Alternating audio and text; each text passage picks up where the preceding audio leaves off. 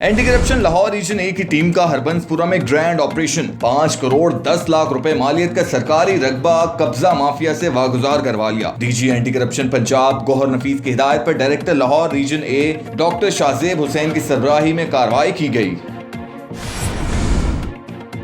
पाकिस्तान तहरीक इंसाफ खैबर पख्तूनख्वा सूबाई assembly P के 62 के MPA इदरीस कटक अपने वादे वफा ना कर सके। निजामपुर के लोग इदरीस कटक से नाला, खस्ता हाल सड़कें, 16 घंटे बिजली की लोड शेडिंग, खंडर नुमा अस्पताल और सुई गैस जैसे बुनियादी जरूरियात भी मुयस्सर नहीं। हल्के के लोग सरापा एहतजाज।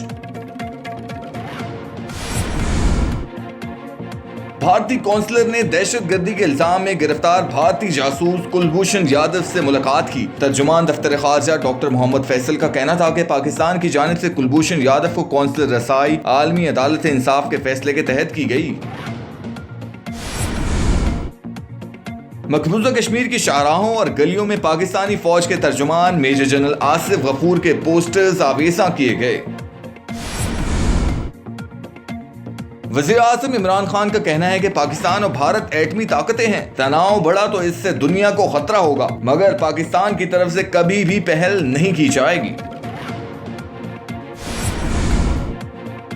पाकिस्तान और अफगानिस्तान के लिए अमरीकी नुमाइंदा खसूसी ज़िल्मे खलीलजाद ने अमरीका और तालिबान के दरमियान मुआहदे की तस्दीक कर दी। ताहम मुआहदा अमरीकी सदर की तौसीक तक हतमी तसव्वुर नहीं किया जाएगा।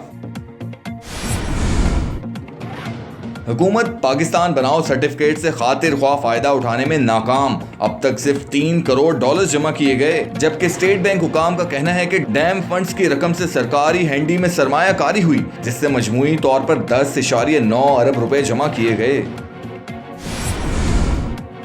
श्रीलंकन फास्ट बॉलर लसिथ मलिंगा ने कौमी टीम के साबिक कप्तान शाहिद आफरीदी का T20 इंटरनेशनल क्रिकेट में सबसे ज्यादा विकेटें हासिल करने का रिकॉर्ड तोड़ डाला।